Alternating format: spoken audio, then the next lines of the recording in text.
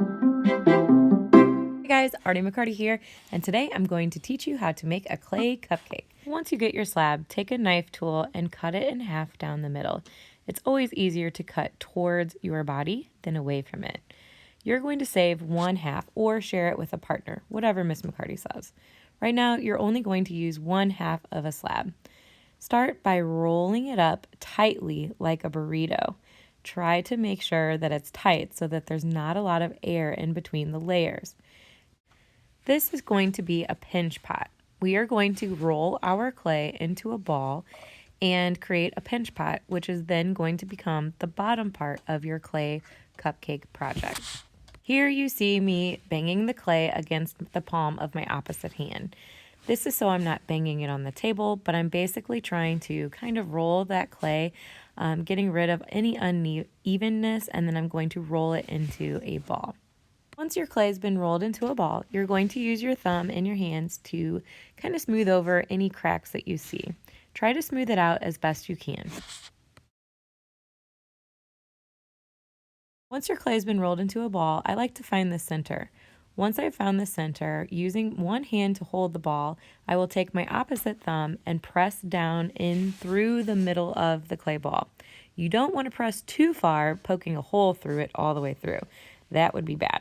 So definitely make sure that you still have enough to be the bottom of your container. Using your thumb and your fingers, you're going to bring the walls and kind of pinch them together, widening the hole to the outside as your thumb, and you're going to use them like pinchers, kind of pinching and spreading that opening a little wider. You can rotate the clay as well because you want the walls to be even all the way around your pinch pot. You don't want some sides to be thicker than others. This is a good spot right here. You want to make sure that you have a top ledge or almost like a shelf because that's going to be the part that holds the top part of your container or your cupcake. You can see me smoothing along the sides and the top edge as well. It's going to crack, and that's totally normal because the more you play with the clay, the more your hands are going to dry it out.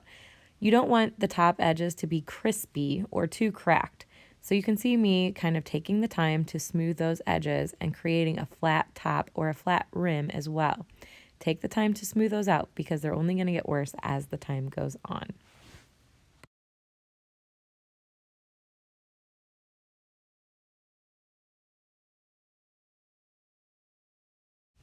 The other thing we should talk about here is the shape of the inside of the container. I'm drawing a picture of what it would look like if I were to cut my bowl in half. Some bowls will look like this. Do you see how there's a V at the top?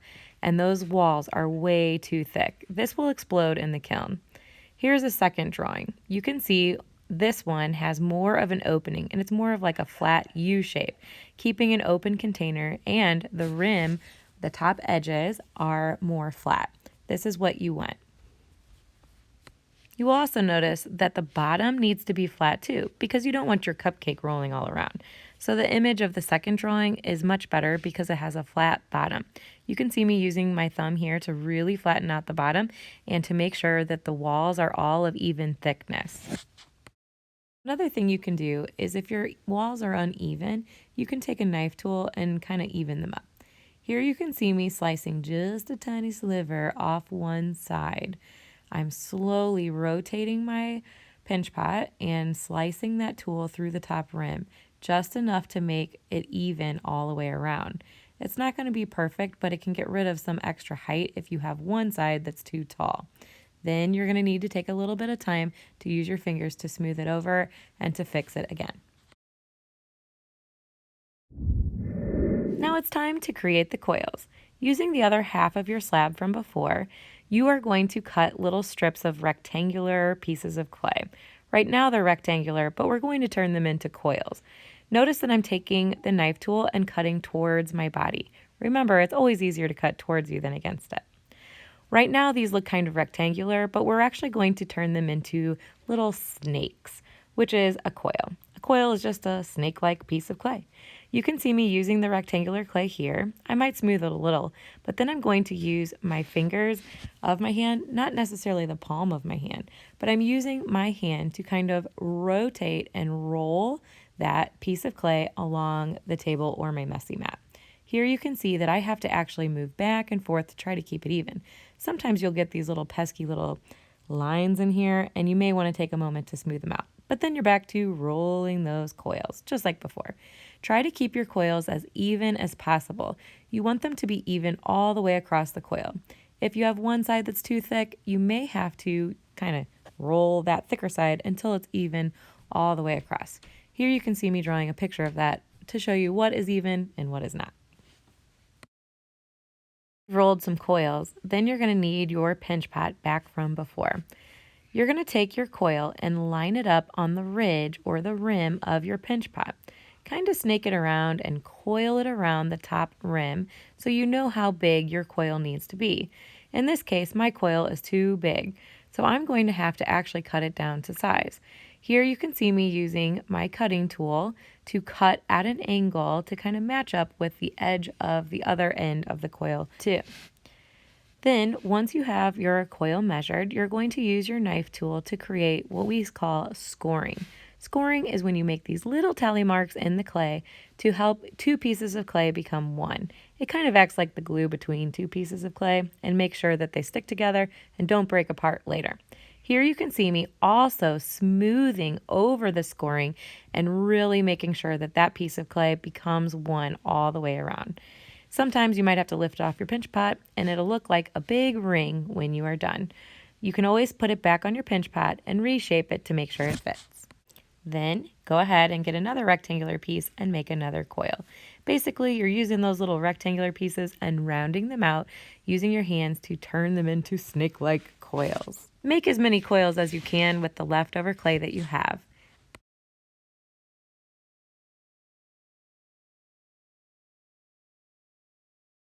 When you are ready, you are going to get your other coil, your first coil, and you're going to start to make a little tower of coils. You can see here that I have to score between every layer of coils. This is pretty important. Remember, scoring is just making those little tally mark lines on the clay to make two pieces of clay become one. Here you can see that I'm going to take my second coil and line it up somewhat on the inner side of the ring that I had before. You can see this one's too big again, so I'm going to cut it down with my knife tool at an angle. I'm going to score those two edges and then conjoin them as well.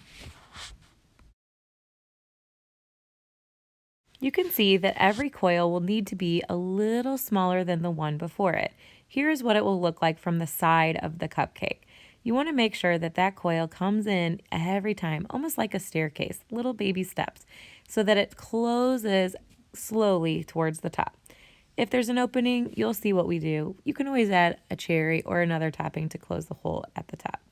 You're going to continue with making the coils and the rings, each one a little smaller than the next.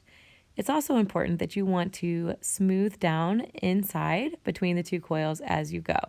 I don't think it has to be perfectly smooth on the inside. No one's really going to see it, but you want to make sure that they're really put together so that they don't come apart, crack, or explode later.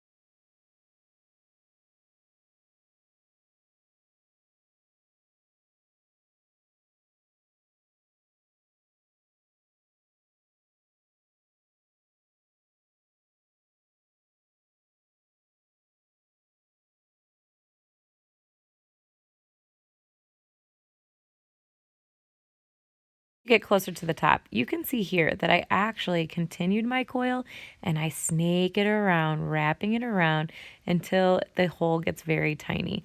Now, I will have to come back and score all this, but I'm just basically showing you how it will line up. You can see that they get smaller as it grows, and then the top piece can kind of swirl up like the top of whipped cream or a cupcake with the icing. You can see that mine is not scored all the way between, so I'm definitely going to do that.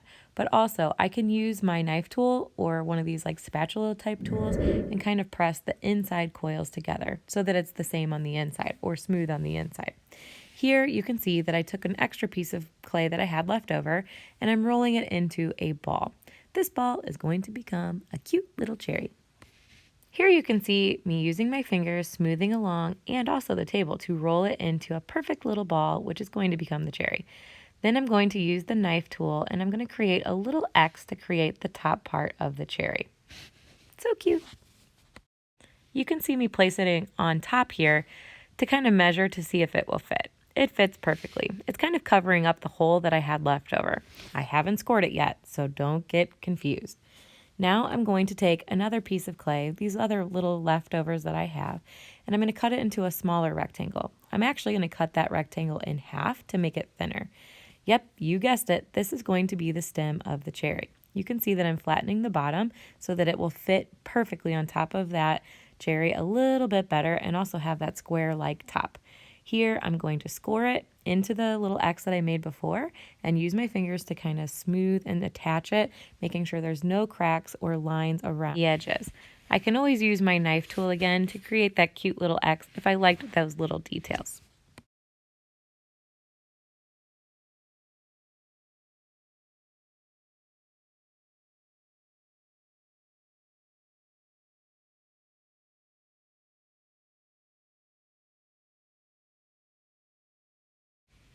And yep, you guessed it. Anything you want to stay has to be scored.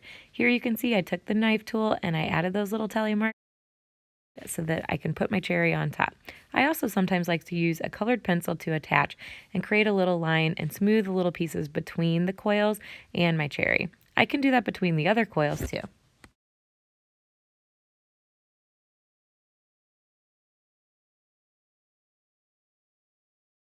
Far, it's looking pretty good.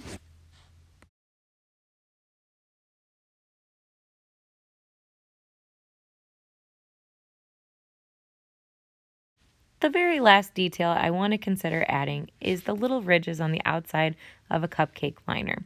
You can use a colored pencil or one of the pencils from the toolbox, or you can use the tool that I'm using here. Honestly, you can probably use any of the tools in the toolbox. Here you can see that I'm just creating little vertical lines all the way around the pinch pad. Looks pretty good. Now I'm going to turn it, look for any other little mistakes or things I need to fix, make sure I get rid of any little pieces or pilling because it will become hard or sharp later, and kind of check my coils, make sure everything is attached. I'm going to place it on top of the ridge, make sure it fits, kind of squeeze it to make sure it fits even better than before, and I think it looks delicious. Good job, guys. I hope you had fun. Thanks for watching.